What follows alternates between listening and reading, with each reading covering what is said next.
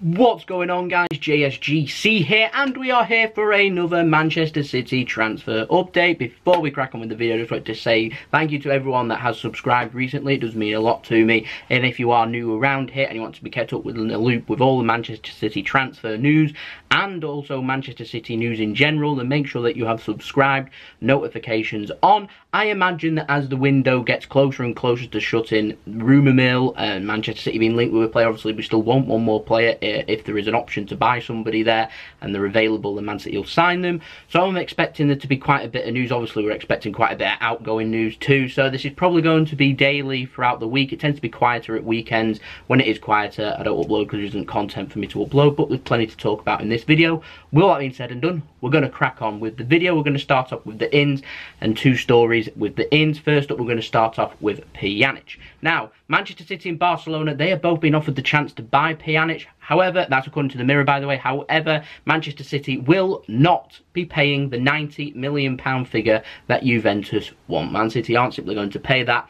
We all know Man City are probably going to pay more than around £50 million for a central midfielder, so Pjanic, extremely unlikely. Apparently, Pep Guardiola is very frustrated because he wanted a central midfielder, he wanted a replacement for Yaya Toure. That was his priority this window, and it's looking quite likely that we might not be signing one.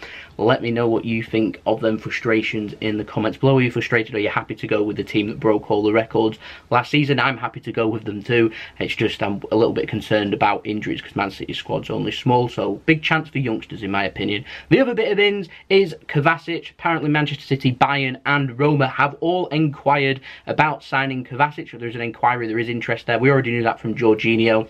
However, Real Madrid aren't willing to sell at any price, so like I said, Manchester City probably aren't going to get him for £50 million. But I do know, however, that Spanish teams, they always have buyout clauses for their players, so Man City need to find out what Kovacic's buyout clause is, because imagine that's the only price that Real Madrid will sell at.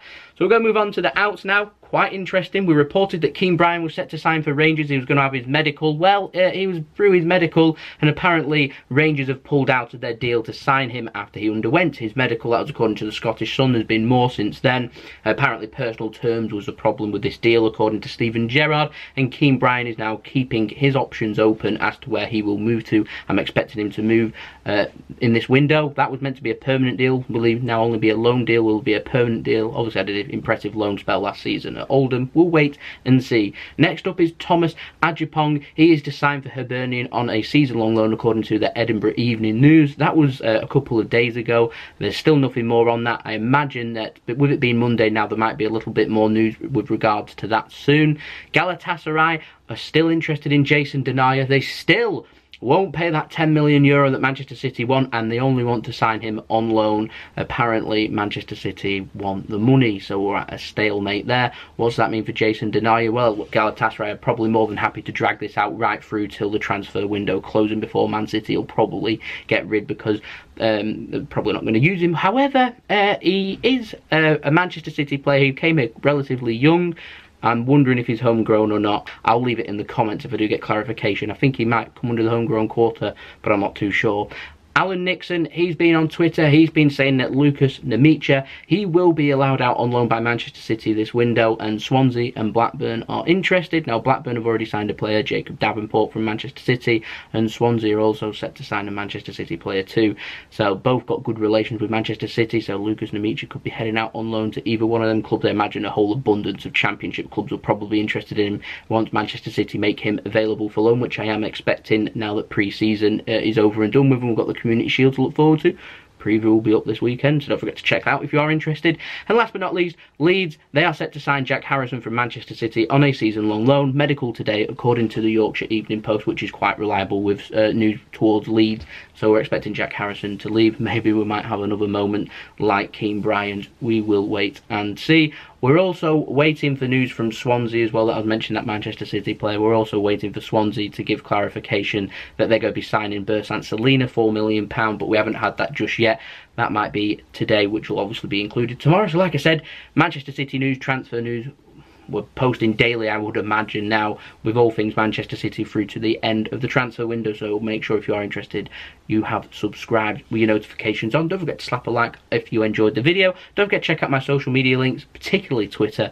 That's quite important because I put a load of tweets and retweets with sources and where information's coming from. So like YouTube, it's uploaded every day. Whereas with Twitter, it's very in the moment, so you'll know probably within minutes of things happening, so it's worthwhile following me on there, even if it's just for the retweets and everything that I'm putting out. Make sure you follow me on there. Instagram links in the description below. Also my email if you want to hit me up with any business inquiries. I'm going to leave the links to my brother's channel, which is my partner channel, Mixed Doing Mixology Drinks. He's just surpassed 50 subscribers. Well done to Aaron. So make sure you go and subscribe and like his videos over there, because I love his videos and I really enjoy being in them. We've got a vlog coming up from Manchester as well. If you're interested, we'll have that one up this weekend.